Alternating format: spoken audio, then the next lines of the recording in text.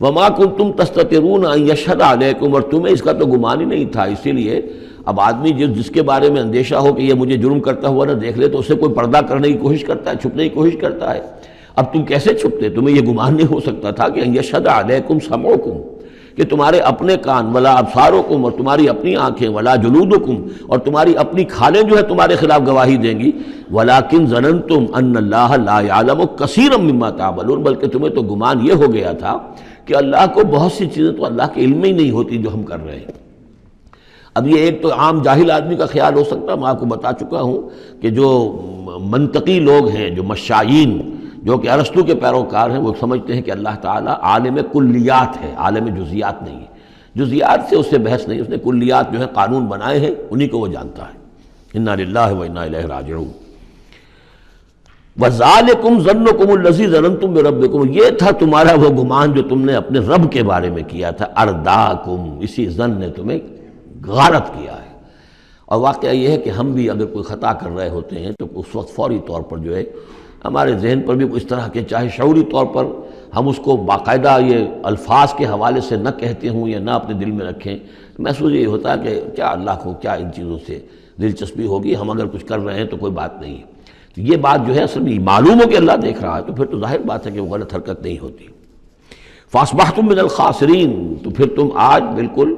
خسارہ پانے والوں میں ہو گئے۔ فَإِن يَصْبِرُوا فَالنَّارُ مَثْوًى لَّهُمْ، تو اب اگر یہ صبر کریں تو آگ ہی ان کا ٹھکانہ ہے۔ اب تو چاہے کریں نہ کریں، ان یصبروا تو اچھا ہے، صبر کرو۔ باقی یہ کہ اگر یہ وَإِن يَسْتَعْتِبُوا فَمَا لَهُم مِّنَ الْمُعْتَبِينَ، اور اگر یہ چاہیں کہ انہیں کوئی موقع دے دیا جائے کہ معافی مانگ لیں اور پھر چھوڑ دیے جائیں، تو یہ ہونے والی بات نہیں ہے۔ وہ معافی تو دنیا میں مانگتے، استغفار کرتے، اپنی اس زندگی میں کرتے، جب تک کہ موت کے آثار شروع نہیں ہوئے تھے توبہ کا دروازہ کھلا تھا۔ جب تک کہ قیامت کے آثار شروع نہیں ہوئے اس وقت جو لوگ ہوں گے ان کے لیے توبہ کا دروازہ کھلا ہے، لیکن جب انفرادی سطح پر موت کے آثار شروع ہو گئے توبہ کا دروازہ بند، اور اب عالم برزخ میں یا عالم آخرہ میں وہاں توبہ کا کوئی سوال نہیں۔ وَقَيَّضْنَا لَهُمْ قُرَنَاءَ، اور ہم نے ان کے لیے ایسے ساتھی مقرر کر دیے ہیں، فَزَيَّنُوا لَهُمْ مَا بَيْنَ أَيْدِيهِمْ،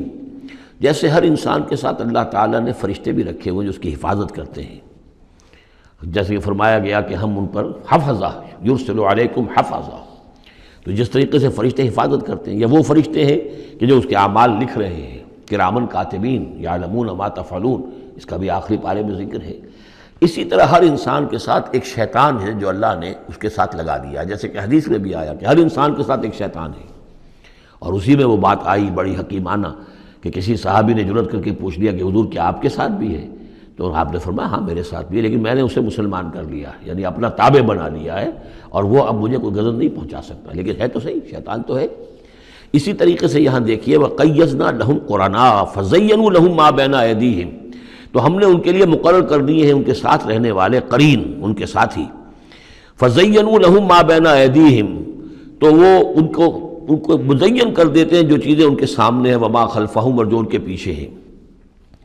وحق علیہم القول فی امم قد خلت، نتیجہ کیا ہوتا ہے کہ وہ چونکہ دنیا مزین ہو گئی اسی میں وہ کھپ گئے اور اسی میں گم ہو گئے، فحق علیہم القول، تو ان کے اوپر اللہ تعالیٰ کے عذاب کی بات وہ راست آئی، وہ سچی ثابت ہوئی۔ فی امم قد خلت من قبلہم من الجن والانس، تو وہ انہی امتوں میں، انہی اقوام میں کہ جو ان سے پہلے جنوں اور انسوں کی گزر چکی ہیں انہی میں شامل ہو گئے۔ انہم کانوا خاسرین، یقیناً وہ خسارہ پانے والے تھے۔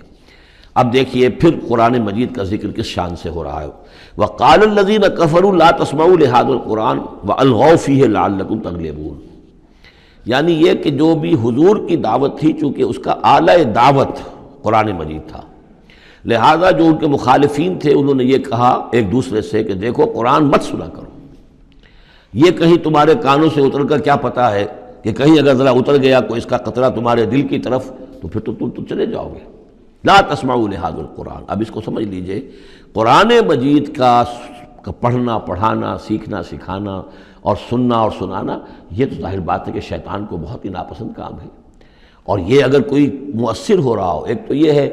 کہ آپ قرآن کے نام سے کوئی ٹی وی پروگرام ہے اور کوئی ریڈیو پروگرام ہے، لیکن اس کے اندر لوگوں کی دلچسپی کی کوئی بات نہیں ہے، ان کی عقلی سطح کے اوپر ان سے اپیل کرنے والا مواد نہیں ہے، تو ٹھیک ہے پروگرام کرتے رہیے۔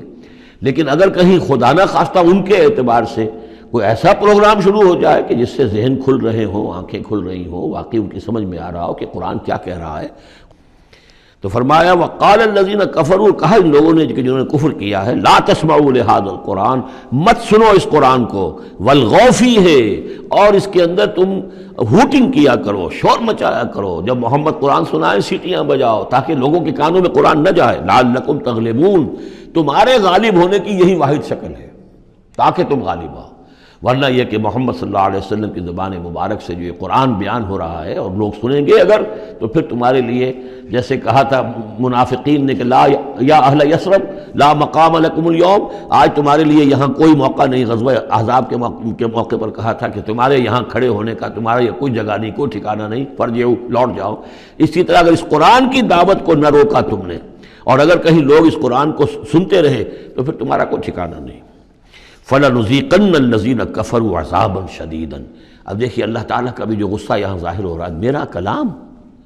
جو میں نے لوگوں کی ہدایت کے لیے ہدی للناس وبینات من الہدی والفرقان، میری سب سے بڑی نعمت نوع انسانی کے لیے، اس کو اگر یہ روکنا چاہتے ہیں اور نہیں چاہتے کہ لوگوں کے کانوں تک اور ان کے دماغوں تک بات پہنچے، تو ہم ان لوگوں کو فَلَنُذِيقَنَّ، وہی اسلوب ہے بہت زوردار، ہم لازماً ان کو مزہ چکھائیں گے ان کافروں کو، عذاباً شدیداً، بہت سخت عذاب کا، وَلَنَجْزِيَنَّهُمْ أَسْوَأَ الَّذِي كَانُوا يَعْمَلُونَ، اور ہم بہت ان کو سزا دیں گے، بہت برا، سب سے برے کام جو یہ کر رہے ہیں ان کے حساب سے ان کی جزا اور ان کی سزا معین ہوگی۔ ذَلِكَ جَزَاءُ أَعْدَاءِ اللَّهِ النَّارِ، یہ ہے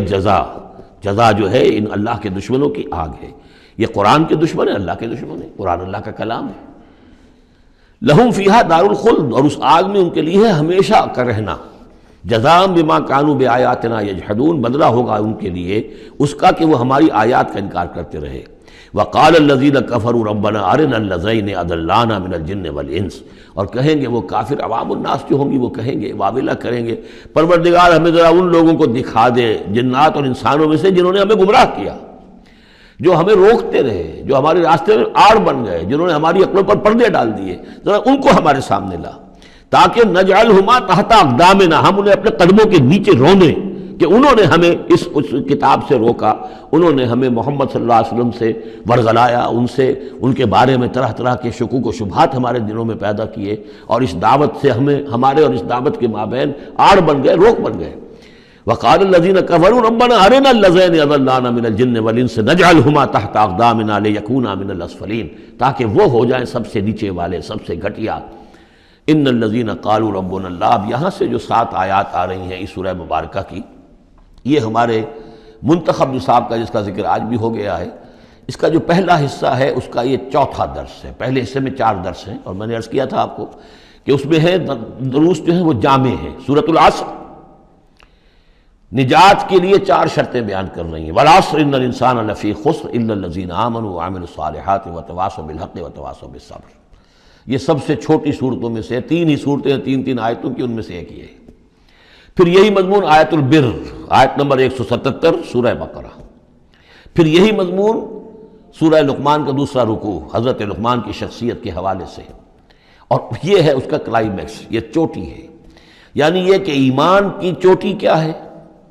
اور تواصی بالحق کی چوٹی کیا ہے، اور تواصی بالصبر کی چوٹی کیا ہے۔ چوٹی ہر ایک شے کی کیا ہے، وہ ہے کہ جو یہاں آ رہی ہے، کلائمیکس۔ اور اسی کے عین درمیان میں یہ جو سمجھیے کہ یہ ہیرا ہے، یہ ایک بہت بڑا ہیرا ہے کہ جو اس ہار کے اندر لٹکا ہوا ہے، یہ 7 آیات کا، اور بالکل درمیان میں وہ آیت آئے گی کہ جو اس صورت کا عمود ہے۔ ان الذین قالوا ربنا اللہ ثم استقاموا، بے شک وہ لوگ جنہوں نے کہا ہمارا رب اللہ ہے پھر اس پر جم گئے۔ یہ استقامت میں قیامت ہے، قیامت مضمر ہے۔ اللہ کو کہہ دینا کہ میں نے اللہ کو مانا آسان ہے، اس پر جم جانا آسان نہیں ہے۔ جم جانے کا مطلب یہ کہ دل بھی ٹھک جائے، توکل بھی اسی پر ہو، اس کی رضا پر انسان راضی رہے، کوئی شکوہ شکایت اس کے کسی فیصلے کے خلاف اپنے دل میں نہ پیدا ہو، اور پھر یہ کہ اللہ تعالیٰ جو حکم دے رہا ہے اس کو بجا لائے انسان تن من دھن کے ساتھ۔ ان صلاتی و نسکی و محیایا و مماتی للہ رب، ٹھکنے کا مطلب تو یہ۔ اسی کے لیے حضور سے بھی ایک مرتبہ کسی ایک صحابی نے یہ سوال کیا تھا، حضور میں زیادہ لمبی چوڑی باتیں نہ سمجھ سکتا ہوں نہ یاد رکھ سکتا ہوں، مجھے تو اسلام کی حقیقت اور دین کی حقیقت ایک جملے میں بتا دیجئے کہ اسے میں گرہ سب باندھ لوں۔ آپ نے فرمایا قل آمنت باللہ ثم استقم، کہو کہ میں اللہ پر ایمان لایا اور پھر جم جاؤ۔ اب جم جانے میں استقامت میں قیامت ہے۔ جن کا اطمینان ہو کہ میرا رب اللہ ہے، اب ان کا دیکھیے مقام کیا ہے، یہ ہے ایمان کی چوٹی، الا الذین آمنوا وعملوا الصالحات۔ ایمان اور عمل صالح کی چوٹی یہ ہے کہ آپ کا دل ٹھک جائے کہ میرا پروردگار، میرا حاجت روا، میرا پالنے والا، میرا مشکل کشا، مجھے مصیبتوں سے نجات دلانے والا، مجھے شفا دینے والا اللہ ہے۔ اس پر دل مطمئن ہو جائے۔ ان الذین قالوا ربنا اللہ ثم استقاموا تتنزل علیہم الملائکہ، ان پر فرشتوں کا نزول ہوتا ہے۔ اللہ تخافوا کہ ڈرو نہیں، ولا تحزنوا اور غمگین نہ ہو، وابشروا بالجنۃ التی کنتم توعدون، خوشیاں مناؤ اس جنت سے جس کا تم سے وعدہ کیا جاتا رہا۔ اب یہ جو نزول ہے ملائکہ کا، یہ موت کے قریب تو سب کے نزدیک متفق علیہ ہے، لیکن دوران حیات دنیاوی بھی فرشتے آتے ہیں، بدر میں آئے ہیں، ان ثبت الذین آمنوا، اللہ نے فرشتوں کو بھیجا کہ اہل ایمان کو جماؤ، تو یہ اثناء حیات میں بھی۔ نحن اولیاؤکم فی الحیات الدنیا والآخرہ، ہم تمہارے ساتھی ہیں دنیا کی زندگی میں بھی اور آخرت میں بھی۔ اس سے خود ثابت ہو رہا ہے کہ دنیا کی زندگی میں یہ ان کو پیغام دیا جا رہا ہے جاں فضا۔ وَلَكُمْ فِيهَا، اور آخرت میں تو تمہارے لیے ہے وہ سب کچھ ما تشتہی انفسکم، جو کچھ چاہیں گے تمہارے جی نفس،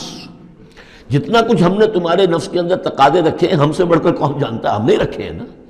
اس میں کیا ہے، کیا کچھ خواہشات ہیں، کیا کچھ اس کے اندر کھانے کے لیے کیا کیا چیزوں کی اس کے اندر ایک طلب ہے، اور جو بھی اس کے اندر طلب ہے ہم نے بنائی ہے، ہم جانتے ہیں، اور ان کی کامل تسکین کا سامان ہم فراہم کر دیں گے۔ وَلَكُمْ فِيهَا مَا تَشْتَهِي أَنفُسُكُمْ، جو چاہیں گے تمہارے جی، وَلَكُمْ فِيهَا مَا تَدَّعُونَ، مزید بڑا جو تم مانگو گے۔ اب یہ مانگنے کا معاملہ جو ہے یہ ہر شخص کا علیحدہ ہوگا، اپنے ہر شخص کی ذہنی سطح ہوتی ہے۔ بچہ کیا مانگے گا، ایک دیہاتی کیا مانگ لے گا، ایک حکیم اور ایک فلسفی کیا مانگے گا، ہر ایک کی بات جو ہے، لیکن جو مانگو گے، جو کچھ تمہارے جی کے اندر تقاضے ہیں وہ تو ان کے تو پورا سامان ہم نے وہاں پہلے فراہم کر دیا۔ لَكُمْ فِيهَا مَا تَشْتَهِي أَنفُسُكُمْ وَلَكُمْ فِيهَا مَا تَدَّعُونَ، اپنی اپنی ذہنی سطح کے مطابق، لیول آف کانشسنس کے مطابق جو مانگو گے وہ بھی حاضر کر دیا جائے گا، اور یہ سب مل کر بھی نُزُلًا مِّن غفور الرحیم، یہ ابتدائی مہمان نوازی ہوگی اس غفور اور رحیم کی طرف سے۔ اصل ضیافت تو وہ ہے ما لا عین رأت ولا اذن سمعت وما خطر علی قلب بشر، جو ہم پڑھ چکے سورہ سجدہ میں بھی، فلا تعلم نفس ما اخفی لهم من قرۃ اعین، کوئی جان نہیں جانتی اس کے لیے ہم نے کیا کیا آنکھوں کی ٹھنڈک کا سامان رکھا ہوا ہے۔ اب آ گئی وہ جو اس کا عمود ہے، ومن احسن قولا، جو شخص اس مقام پر پہنچ گیا اب اس کی زندگی کے اندر ایک ہی دھن رہ جائے گی، مال حاصل کرنا، معاذ اللہ، دنیاوی اقتدار و حکومت کیا کرنا ہے، اس کا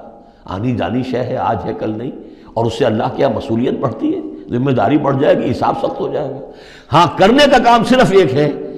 جتنے انسانوں کو ہدایت کے راستے پر لا سکو، یہ گین ہے، یہ نفع ہے، یہ تمہاری کمائی ہے۔ دعوت الی اللہ، ومن احسن قولا ممن دعا الی اللہ وعمل صالحا وقال اننی من المسلمین، اس شخص سے بہتر بات اور کس کی ہوگی جو بلائے اللہ کی طرف اور نیک عمل کرے۔ نیک عمل وہاں بھی آ چکا ہے، استقامت میں بھی اور یہاں علیحدہ بھی، اور یہاں اس لیے علیحدہ لائے کہ دعوت مؤثر نہیں ہوگی اگر تمہارا اپنا عمل درست نہیں ہے، دعوت ضائع ہو جائے گی۔ دعوت کو بھی بدنام کرو گے اگر تمہارا اپنا عمل اس دعوت کے مطابق نہیں ہے۔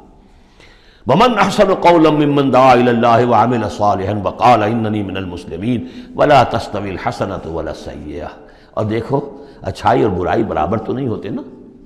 کون کہے گا کہ برابر ہوتے ہیں؟ تو ایسی شے جو مسلم سب کے نزدیک اس سے بات شروع کی، دلیل کیا دے دیا، کیا چیز قائم کی ہے؟ ادفع باللتی ہی احسن، تم مدافعت کرو بہترین طریقے پر، وہ تمہیں گالیاں دے تم دعائیں دو۔ آخر کٹھور دل انسان کا بھی دل کبھی پسیج جاتا ہے کہ میں اس کے ساتھ کیا کرتا رہا ہوں اور یہ میرے ساتھ کیا کر رہا ہے۔ وہ تم پر پتھراؤ کرے تم پھول پیش کرو۔ اس کو نوٹ کر لیجئے اچھی طرح، اگلی صورت میں اس تصویر کا دوسرا رخ بھی آئے گا، یہ ایک رخ ہے جو یہاں آ رہا ہے، اقامت دین کی جدوجہد میں ایک دوسرا رخ بھی آئے گا، لیکن یہاں دعوت کے مرحلے پر تو واقعتاً بدھ مت کے بھکشو بن جاؤ، نہایت غیر یعنی بے ضرر انسان کسی کو تکلیف نہ پہنچے، جیسے حضرت مسیح نے فرمایا ہے علیہ الصلوۃ والسلام کہ تم سانپ کے مانند ہوشیار اور چوکنے لیکن فاختہ کے مانند بے ضرر بنو۔ فاختہ کسی ضرر تو نہیں پہنچا سکتی نا، تم ایسے بے ضرر رہو کہ جیسے فاختہ، لیکن ایسے بھی نہ ہو کہ کوئی تمہیں ضرر دے جائے، سانپ جیسے چوکنا رہتا ہے، ایسے بھی نہ بدھو نہ ہو تم سمجھدار تو ہو کہ تمہیں دوسرے جو ہے وہ ضرر نہ پہنچا سکیں۔ سانپ کے مانند ہوشیار لیکن فاختہ کے مانند بے ضرر بنو۔ تو واقعتاً دعوت کے مقام پر تو یہ کرنا پڑتا ہے، دعائیں دیجئے انہیں، ان کے لیے دعائیں رات کو کھڑے ہو کر کیجئے، ابو جہل کے لیے اور حضرت عمر کے لیے دعا کی ہے حضور نے کہ نہیں کی؟ یہ تو ایک دعا ہے جو ہمیں زیادہ معلوم ہو گئی، معلوم آپ نے کس کس کے لیے دعائیں کی ہوں گی اور کس کس کے لیے اللہ تعالیٰ نے آپ کی دعائیں قبول کی ہوں گی۔ تو یہ ہے دعوت کا مقام۔ تو توحید انفرادی سطح پر دو اس کے رخ آ چکے، سورہ زمر عبادت اللہ کی اس کے لیے اپنی اطاعت کو خالص کرتے ہوئے، اسی کا داخلی پہلو دعا اللہ سے اسی کے لیے اپنی اطاعت کو خالص کرتے ہوئے۔ اب یہاں سے فرد سے یہ نکلے گی، وہ دوسرے افراد تک جائے گی، متعدی ہوگی یہ دعوت، تاکہ اب ایک جماعت وجود میں آئے، گروہ وجود میں آئے، جو سورہ آل عمران میں ہم نے پڑھا تھا وَلْتَكُن مِّنكُمْ أُمَّةٌ يَدْعُونَ إِلَى الْخَيْرِ وَيَأْمُرُونَ بِالْمَعْرُوفِ وَيَنْهَوْنَ عَنِ الْمُنكَرِ۔ جب جماعت ہوگی تو یہ کام کرے گی۔ وَمَنْ أَحْسَنُ قَوْلًا مِّمَّنْ دَعَا إِلَى اللَّهِ وَعَمِلَ صَالِحًا وَقَالَ إِنَّنِي مِنَ الْمُسْلِمِينَ، اور کہو اور کہے یہ کہ میں بھی مسلمانوں میں سے ہوں، میں اپنے آپ کو کوئی یہ بہت میرا زوم نہیں ہے، کوئی میرا کوئی دعویٰ نہیں ہے، میں بھی عام مسلمان ہوں۔